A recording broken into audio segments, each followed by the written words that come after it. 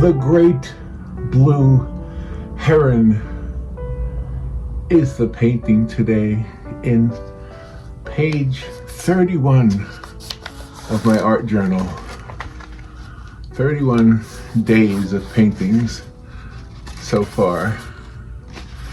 And today is this one, The Great Blue Heron.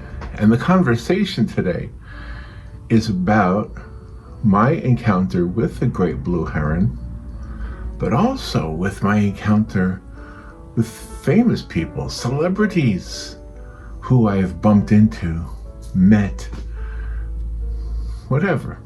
David Letterman called it brushes with greatness.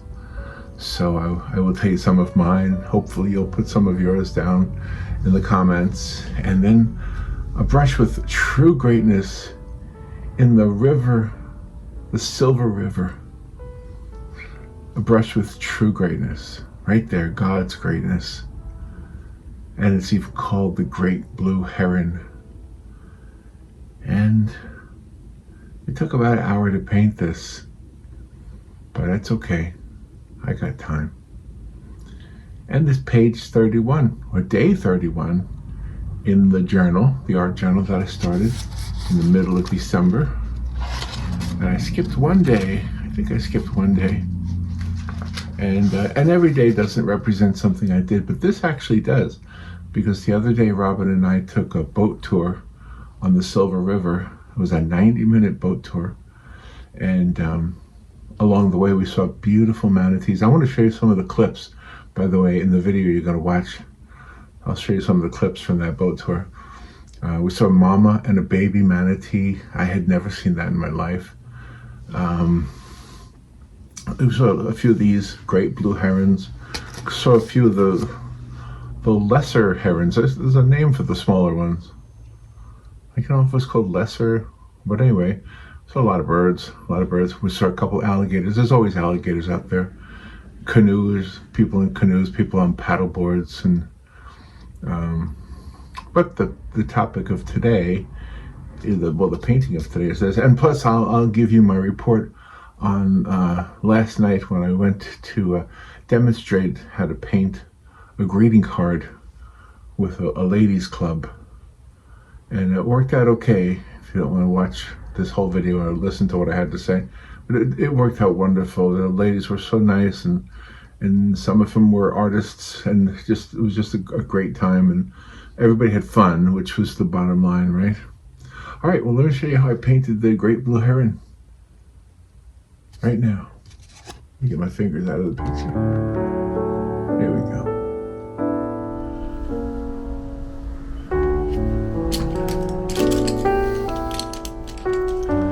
The Great Blue Heron.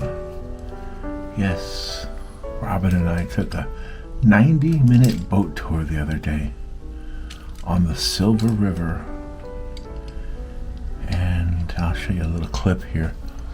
I don't have a clip of the bird, but there's the river right there. And it was a 90-minute tour, and it was really, it was wonderful, first of all. It was also the first time either one of us had ever done the 90-minute tour. We've lived here. I didn't know her the whole time I've lived here, but we've lived in this area 50 years or so. She and I both moved here. Her family moved here when she was like 17 or 18, and I moved here when I was 17. So, and I even applied to work at Silver Springs when it was a theme. I guess you call it a theme park. I mean, by today's standards, theme parks are so different. But it was called a theme park. It had the glass-bottom boats, and it had I had animals. It had like I think it had bears, and it had a giraffe, or a family of giraffes, I should say. And anyway, so we had never done the 90-minute boat tour until the other day. We've done the glass-bottom boats that go, I think they go 30 minutes. And so we hadn't ever done this one. Anyway, I'm trying to paint and talk at the same time. I'm not always good at that, especially when I'm trying to do something like this, because it's a specific thing. If you're just doing a landscape, sometimes you can not worry about mistakes so much. I don't want to make a mistake on this one. This is such a beautiful bird, and I have a couple of stories about them. Maybe I only have one story, but I have something I want to tell you about this bird. Not this particular one, but this breed, this brand, whatever. this bird.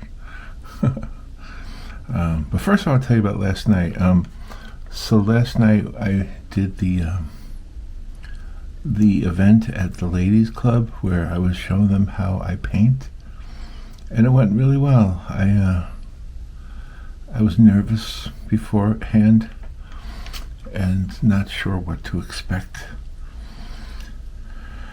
and it went pretty well. I painted a landscape similar to what you see me do here on this channel, and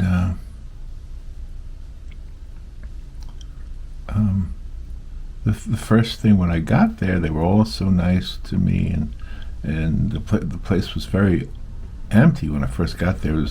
Robin and I got there early, and the first thing they asked me is if I had any product I wanted to display. They had a table ready for me, and I said, no, I don't have any product. And they were surprised, because I guess other people who do presentations have products for sale. And I say, no, I don't have any products. Oh, do you have any business cards?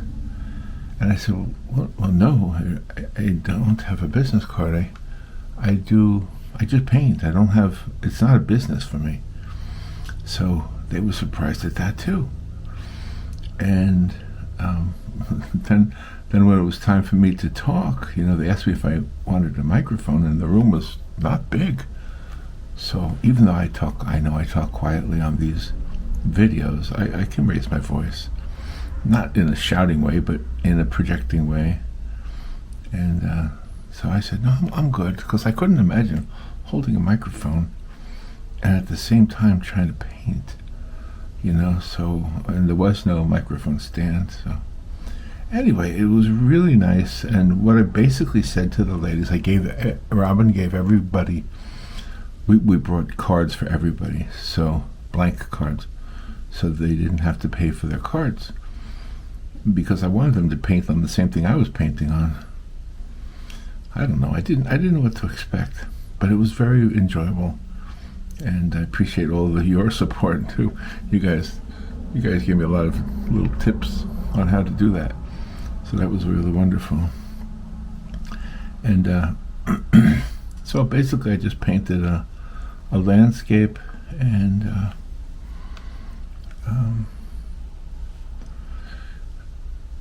so I stood at a table, like a tall table, and the ladies were all sitting there. They had their meeting and their prayer, and they did everything that you normally see people doing in meetings. I've never been much of a meeting guy. Even when I worked at the radio station, I didn't show up for the meetings. But they did the meeting thing, and they gave their notes from the last meeting and all that stuff. And then when it was my turn, I just basically stood there. I said, look, everybody has a card, and this is going to be fun, and I don't want it to be anything other than fun, because it's always fun for me, and we're just going to have fun. So a lot of them, I think 2 of the ladies said they were artists, and most of them were just, not artists. So 2 of them had lots of art skills and art experience. So we had these very, very cheap children's pan watercolors, and that's what we used. And we used the brush that came with the kit.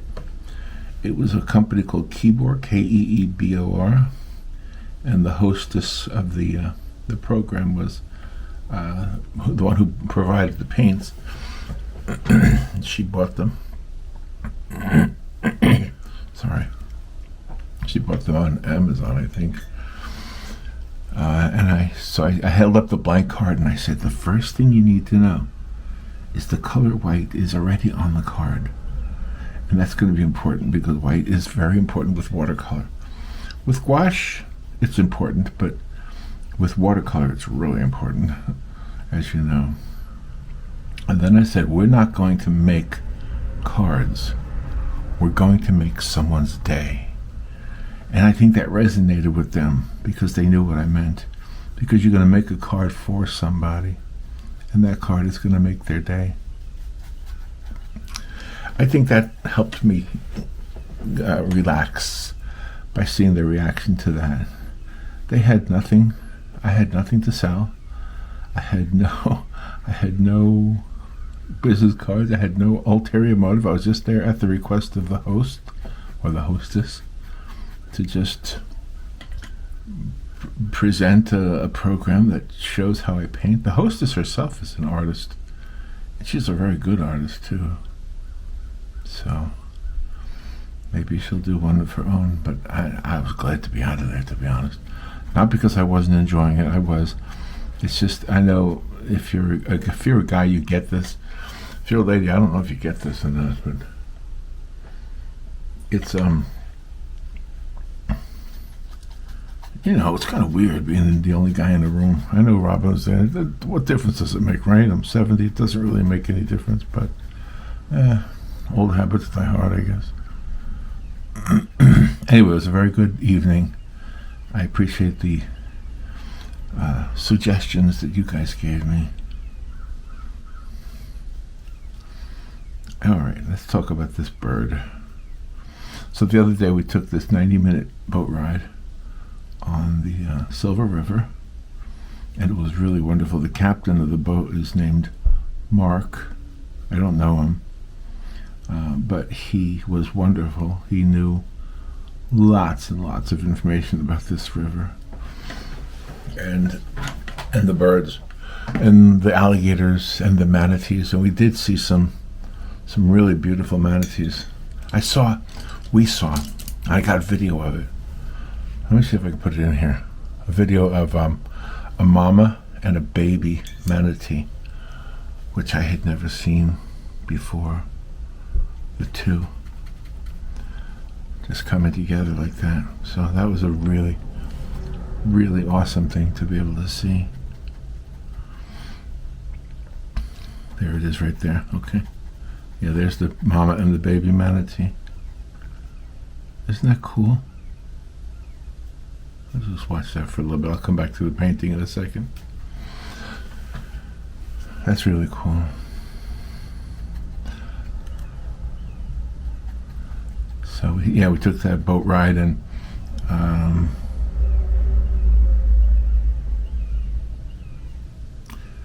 I didn't see any monkeys. I don't know if you ever heard that there were monkeys in the woods, in the forest right there. It's the Ocala National Forest is what it is. And there are monkeys there. I've had people tell me that I was wrong, that there are no monkeys in Florida, but there are monkeys in those woods. And they have a story behind them. They were left behind by a boat tour promoter years ago. Anyway, so yeah, there are monkeys in there. There are wild hogs in there. There are alligators, of course, in the river. There are manatees in the river when it's cold out because they come into that water. Even though you might think the water is cold to you and I, 72 degrees is warm to them because it's so cold out in the sea.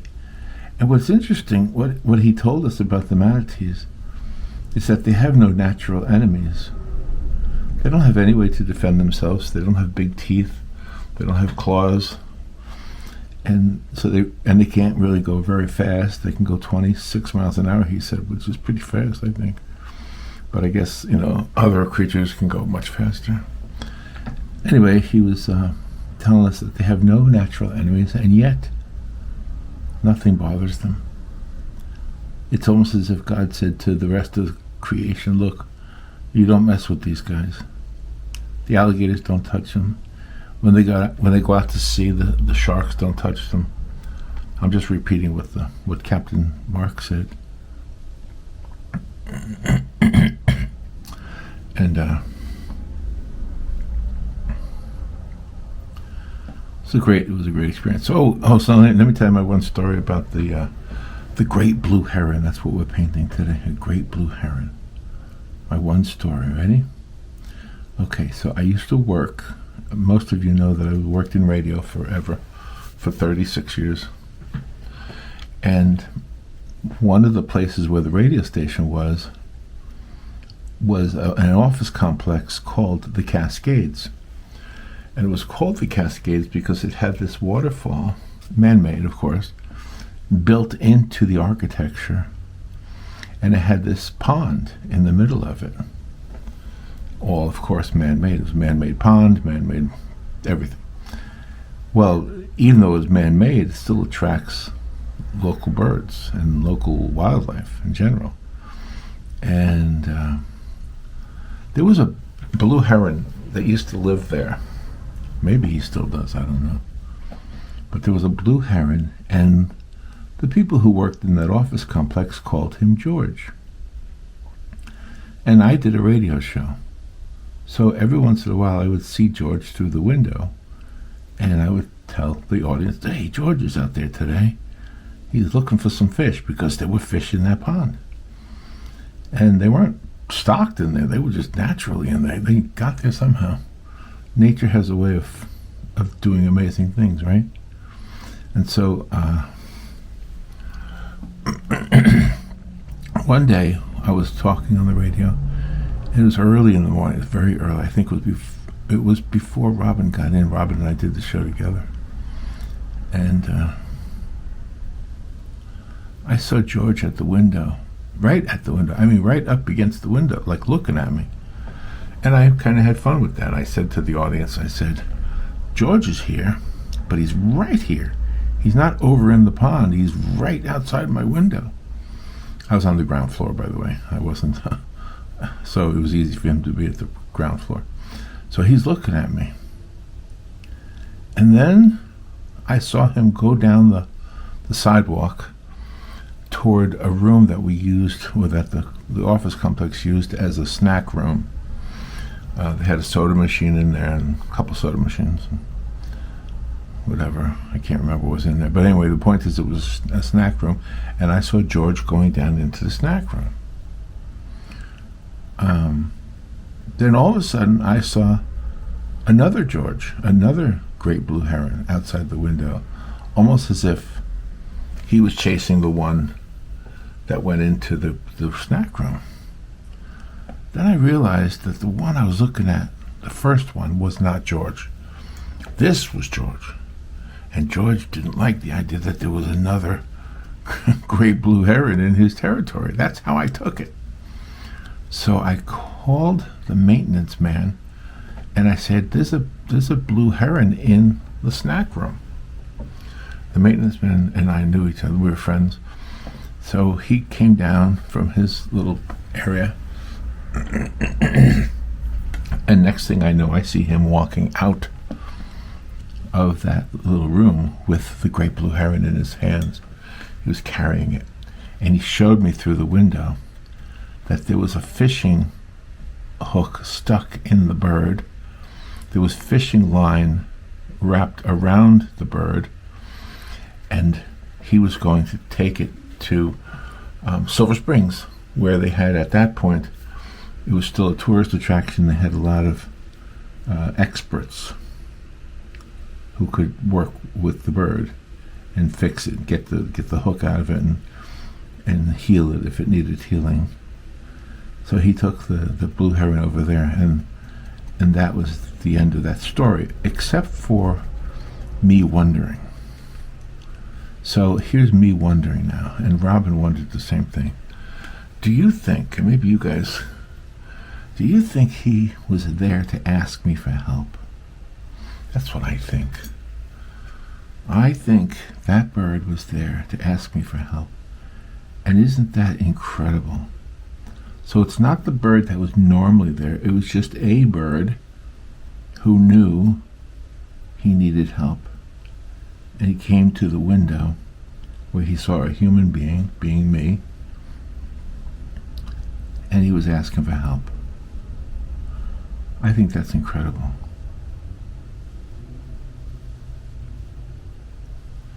Yeah, I really do. I really do think he was asking for help.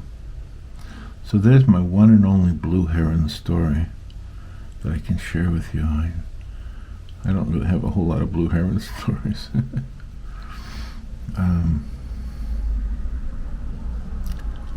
But that was even though I live in Florida and even though I've been here a long time, I'm not the nature boy, really. You know what I mean? I love nature, but I'm not the expert on these things. If I go out in a canoe, it's like once in a while I rent a canoe. Robin and I have canoed a lot in the past, not so much now that I'm older, but we've gone out on that same river on a canoe. And I'll tell you what, it's really invigorating. You got to get out. I got to get out. I got to get out more than I do now. So, anyway, so this Blue Heron that I'm painting is a close-up of one that was in the video, but it was so far away, and there were people like in my picture. They were on the other side of the boat, so I tried to get the picture of the Blue Heron. So in a way, I'm cheating here because I found a picture online of a Blue Heron. So I'm really using that picture as the reference photo. Hope you don't mind. Hope you don't mind. I hope you don't mind. What's that Elton John song? It's called Your Song. I love Your Song. That I put down in words.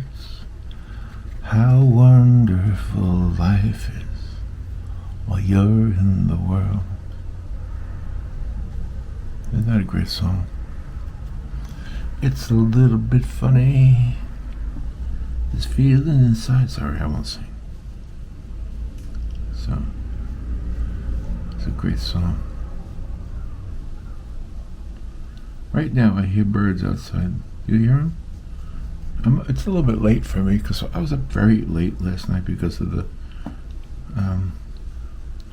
meeting with the ladies. And then when I got home, I was kind of just like restless and wanted to just stay up. So I was up past midnight.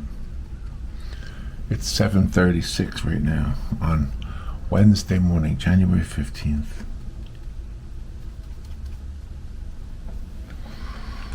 Hey, some of you commented that I sounded bummed out yesterday.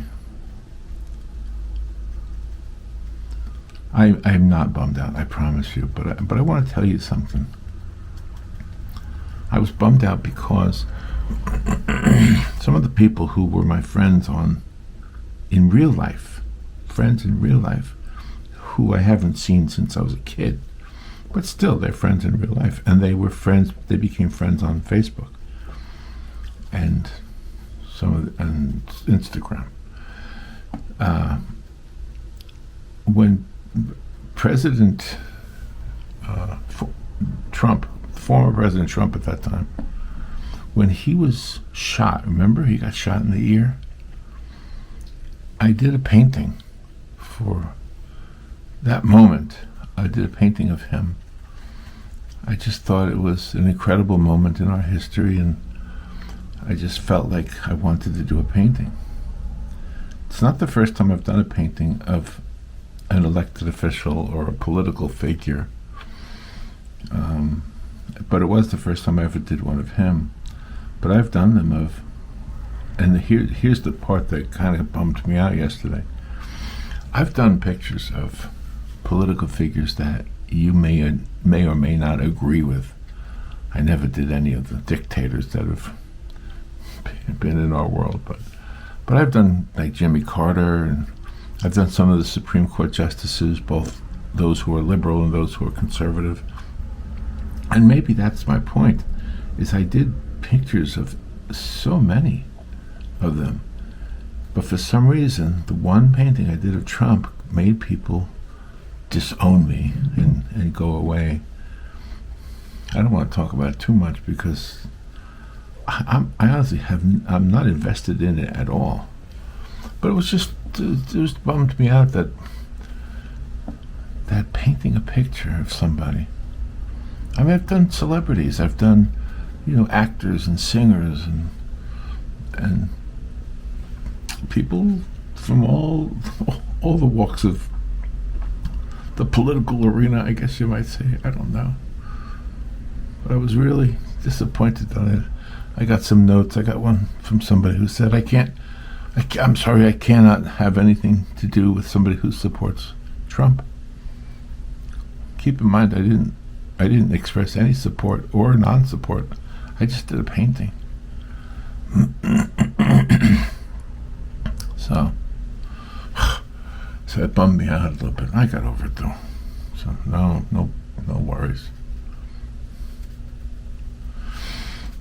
So now you can tell what I'm doing. I'm just getting the background dark. Sorry it's taking me so long. I know what you're going to tell me. A big brush would help. A bigger brush. So I was bummed out by the fact that people who were my friends since childhood gave me notice that I was no longer. They were unfriending me on Facebook. I was like, okay, wow, that's what bummed me out. That's the thing right there.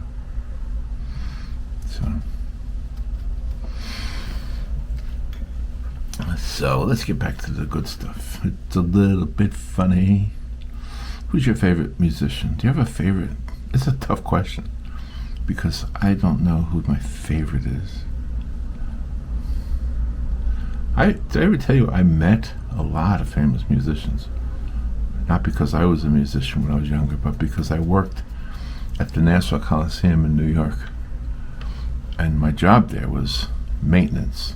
I didn't fix things. I just cleaned things. They called it maintenance. So, after a concert, you sweep the floors.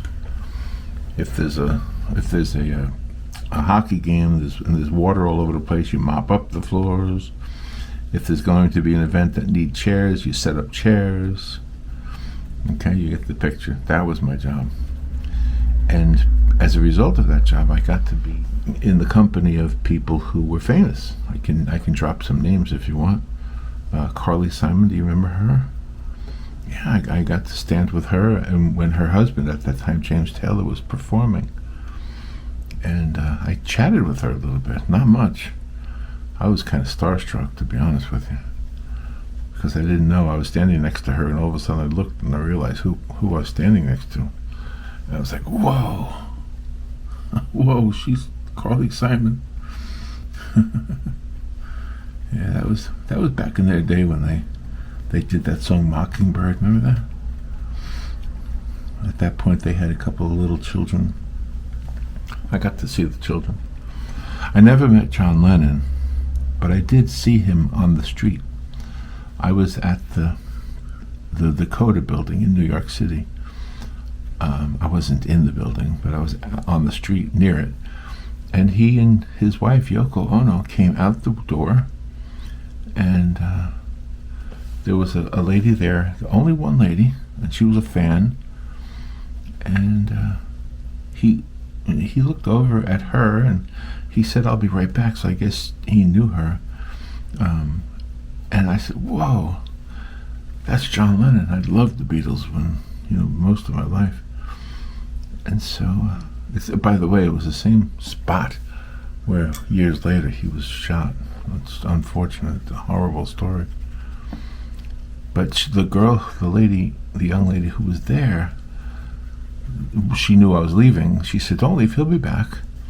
What he did, John and Yoko, they called a taxi cab and got in the cab and left. And the young lady was trying to persuade me to stay so that I could see John Lennon again and actually get to talk to him. And I said, "No, I'm okay. I don't really need to. I don't want to bother the guy. He doesn't owe me anything. When I buy a record from any of them, I pay my money and I get the music. It's a pretty good deal. Back in those days when you bought records, right? So Yeah, let's see, who else did I meet that was famous? I met, remember the group America? The Horse with No Name and all that stuff? Yep, I met those three guys. Oh, I don't even remember their names. I met Earth, Wind, and Fire. Oh, let me tell you my Earth, Wind, and Fire story. Okay, so this is again at the Nassau Coliseum. Earth, Wind, and Fire was going to be playing at the Nassau Coliseum. And I was there helping whatever, set up chairs and whatever. And the stage was being set for them. Usually the stage was set by carpenters and roadies. And there was a guy who was pulling a large cable. I think it was for a laser show at that time. But he was really struggling with this large cable, and he was doing it all by himself. So I said, "Here, let me help you." So I helped him move the cable, and I helped him set it up, and he told me what it was for. I'm like I say, I think it was for the laser show. But anyway, so I helped him, and then I was on my way. Well, that evening was the show, was the concert. And my job, sometimes I worked at the concerts and sometimes I didn't. Sometimes I worked after the concerts, sometimes before the concerts. In this case, I worked before and also during. Okay, so now the concert's on, and I'm pretty close to the stage during the concert. And that's another thing that wasn't always the case. Sometimes you were stationed, in a distant place, not always right there near the stage.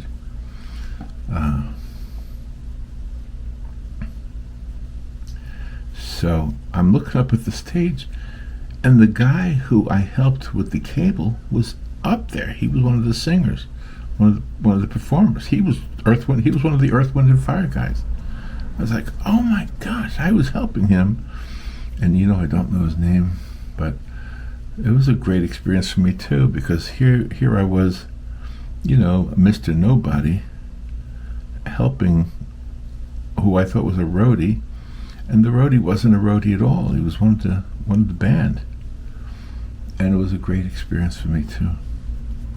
And I always, from that moment on, I always thought that's what I love, is when people humble themselves and just, they don't make a big deal out of their own fame. And I don't even know anybody who does that, to be honest with you. You always hear those stories.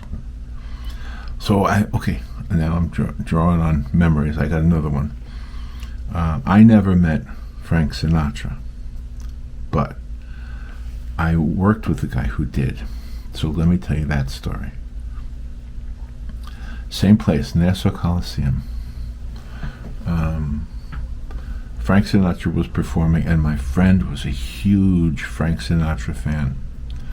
So at the Nassau Coliseum, it's a round building, I guess, circular.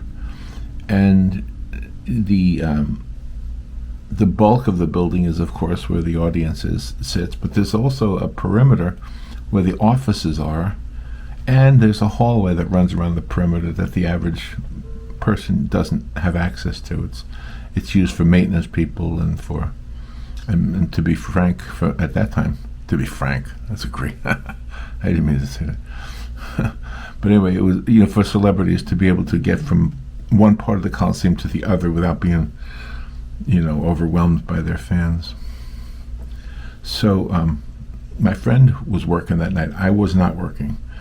And he specifically asked if he could be on the job that night because he liked Frank Sinatra so much.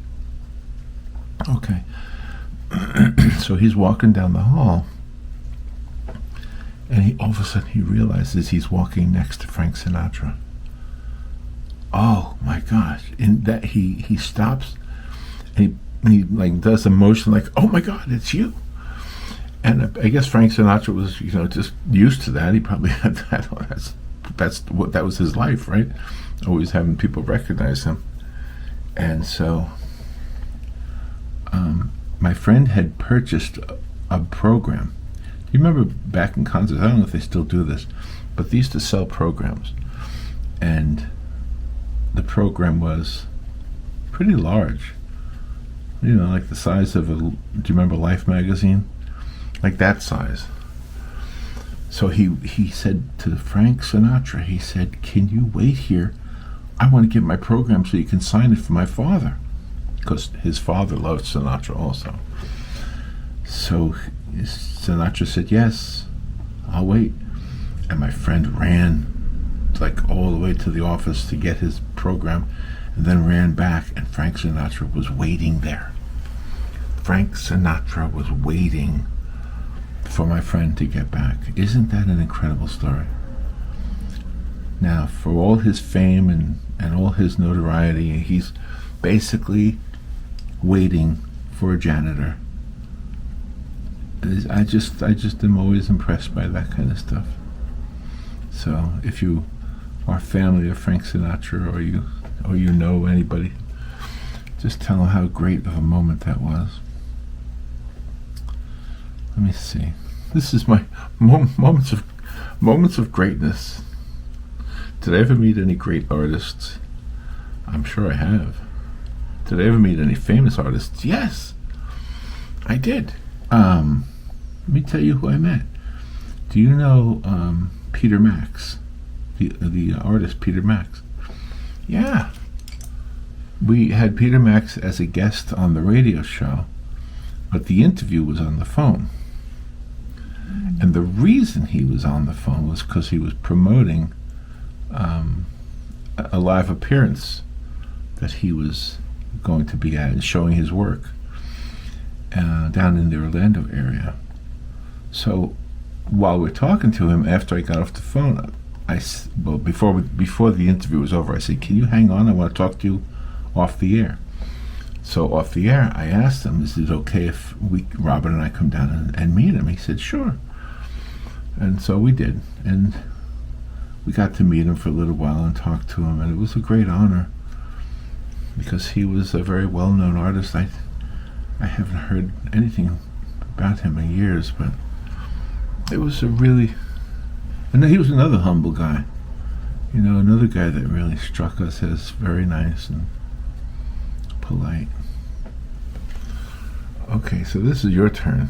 You can put some comments. Who'd you meet? Who's your, as David Letterman used to say, who's your brush with greatness?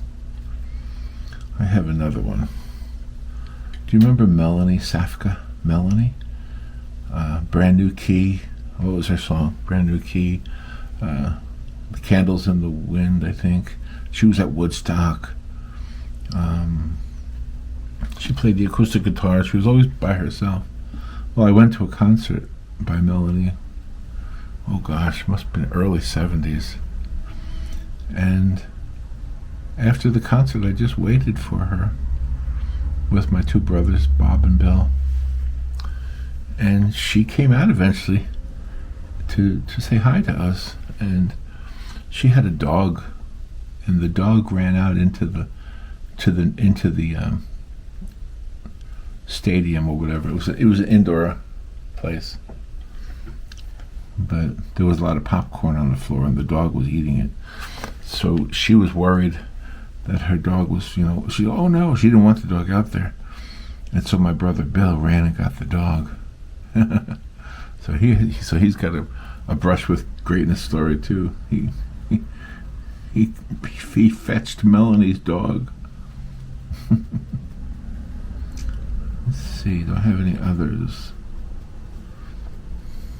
Well, Robin and I met, quote unquote, on the radio through the phone. So I don't know if that's considered meeting people, but we had a lot of that kind of stuff. All right, now the background's got to be a little bit better than that. That's not good enough. Just gonna try to add some light green, some grass here.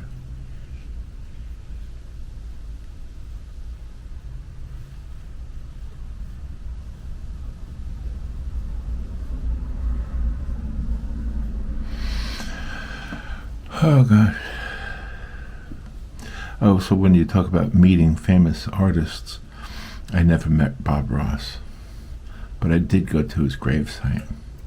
Now, I know that's not the same thing as meeting a celebrity, but it did feel like I met him.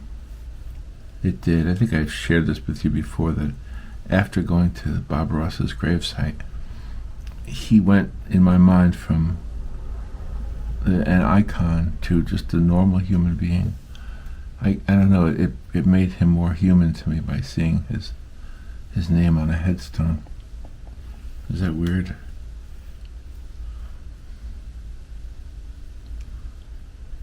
I'm trying to think if I met any others. I met Jimmy Osmond from the Osmond Brothers. I met him in the studio. He came for an interview. So I don't know if that counts. I met Bobby Goldsboro. He also came into the studio. Do you remember Bobby Goldsboro? He lives around here somewhere. Yeah.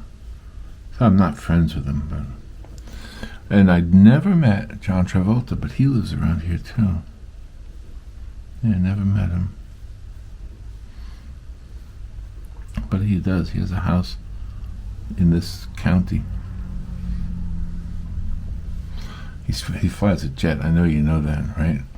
He flies that jet everywhere. And you do hear the jet going off, and you can tell it's his, because he's got, well, to be honest with you can't always tell it's his, but a lot of times you can, if it's low enough and you can see the markings on the wing. It doesn't say Travolta. Usually it says like K. I can't remember what it is now. It's like an airline from Australia, I think, or New Zealand. I think. I don't know. He probably has more than one plane. What do I know? If you're listening to me, John Travolta. This town loves the fact that he lives here, by the way. Oh, I know who I met also at the Coliseum. I met Billy Joel. Billy Joel came up. Now, when I say I met him, I didn't meet him. So I gotta rephrase that. This is a cool story, kind of. He was playing at the Coliseum, and he did that a lot, actually, because he lived not too far from there. And he came by there used to be I think there still is, an ice cream place in New York called Carvel. And Carvel sold these ice cream sandwiches called Flying Saucers. You might know them. And Billy Joel came to the Nassau Coliseum one time, and he poked his head into the maintenance room where I was sitting. And he said, "Here you go, fellas. Here you go, fellas." And he threw in a bag of those Flying Saucer ice cream sandwiches for us. I was not looking up when he said it, so I didn't see him. But one of the other guys caught the bag and said, "Oh my God, that was Billy Joel." So Billy Joel threw a bag of ice cream sandwiches in for us. I got up right away to go see if I could see him, but I couldn't. He was too quick. Or I was too slow. You know? Anyway, that happened. Oh, I got another one. I'm thinking of all these famous people I met in my life. Do you know Amy Irving? Do you know that name? Well, I saw Amy Irving on the streets of New York City coming out of a Broadway theater. I think she was in the audience. I don't think she was in the play. Yeah, she got into a limousine, and I was stupid enough to wonder if that was her. And here's the stupid thing. I didn't even know her name. I just knew that she was famous. So I was with two friends, and one of my friends was brave enough to knock on the window of the limo. This was back before there were so many crazy people in the world just doing stupid things. I say that, but I'm probably wrong. There's crazy people all through history. But yeah, my friend knocked on the window, and she opened the window. And it said, "Are you the girl that was in the movie Carrie? And she said yes. And I don't know if you remember that movie, Carrie, and it's kind of a small part for her, but that's the only thing we knew her from, but she's been in so much more since then. I think she was married to Steven Spielberg, too, I'm not sure. But anyway, so there's another famous one. Okay, got another one. I was living in Santa Monica, California. I was working at a pizza shop. This is kind of fun. I hope you guys are going to share your moments of greatness, brushes with greatness. I'd like to read them. But anyway, so I was working at this pizza place on the beach in Santa Monica, California. And the girl, Susan Day, from the Partridge Family, she came up and she ordered an iced tea. I remember it. I remember what she ordered. I knew who she was, too, at that time. So there you go. And another one was Wilt Chamberlain. Wilt Chamberlain, the basketball player. Saw him on the beach. And Walter Matthau. I didn't see him at the beach. I saw him in a deli. If you're familiar with Santa Monica, you might know the name Zookie's Deli. It's not there anymore. I think it's a bank now, but I think the sign for Zookie's is still there, because Zookie's was quite the landmark place. It was very famous.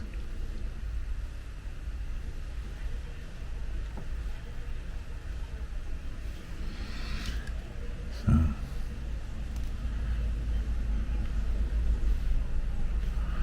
I'm purposely putting some of these yellow highlights on these leaves to get them to look a little bit more lit.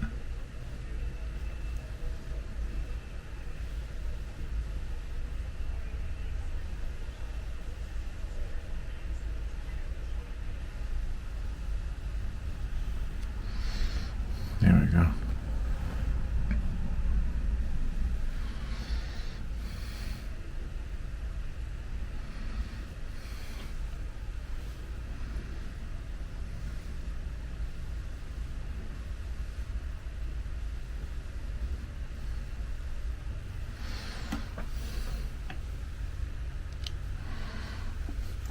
Alright, now let's get this bird starting to look finished.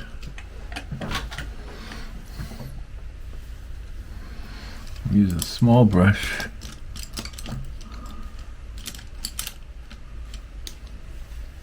Does that one look good? That's a little too big, I think.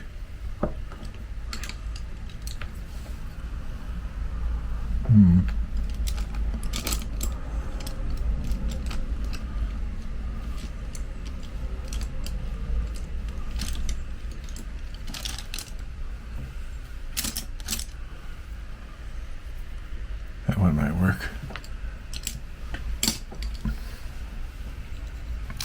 Alright, so what we want to do now is we want to get some of this Payne's gray and make it lighter.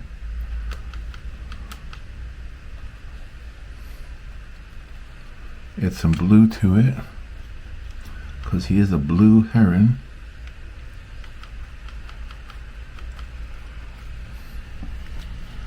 Just start putting it on him.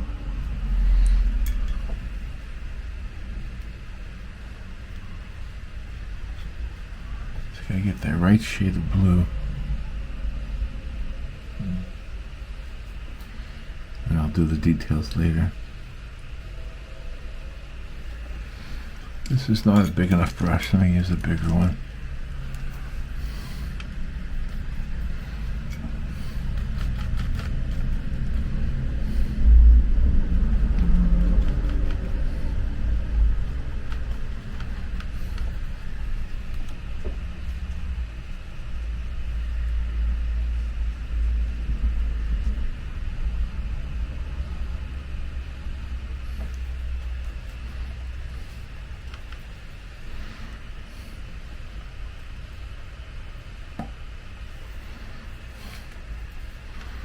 I really got to get this watered down.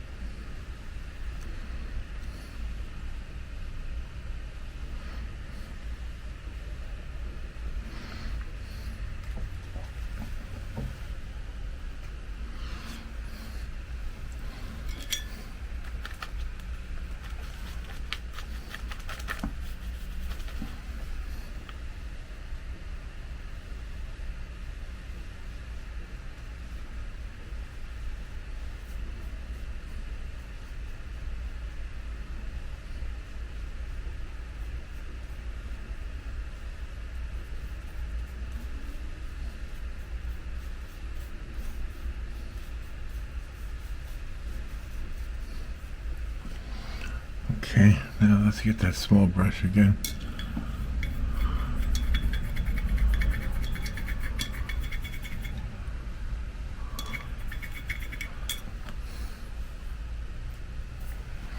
Let's get some orange in there. Somewhere's beak.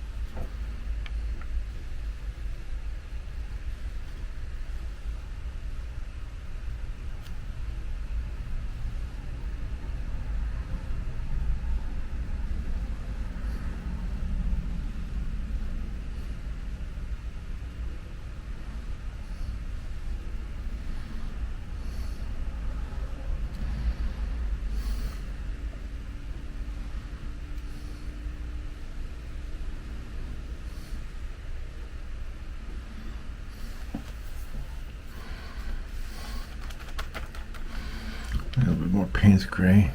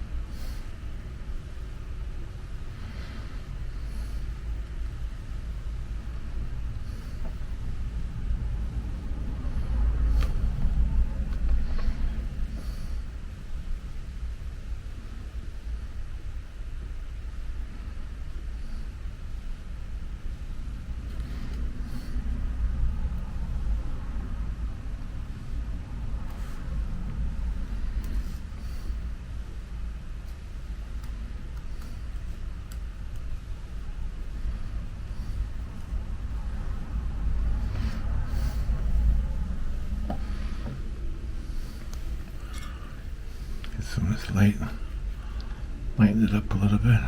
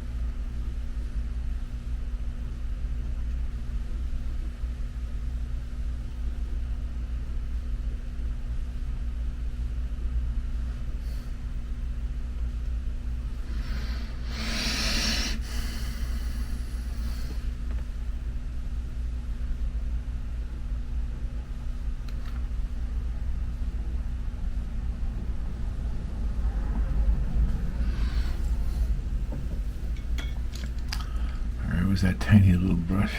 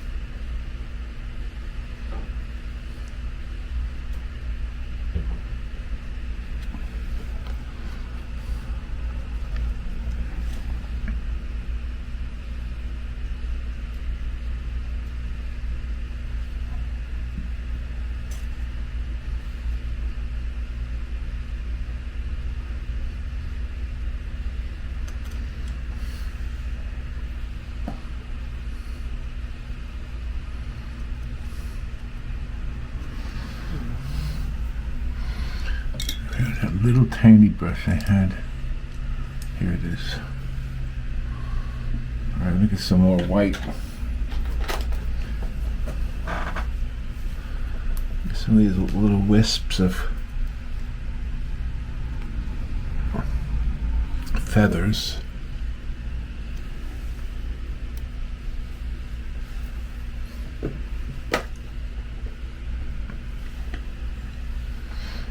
Okay.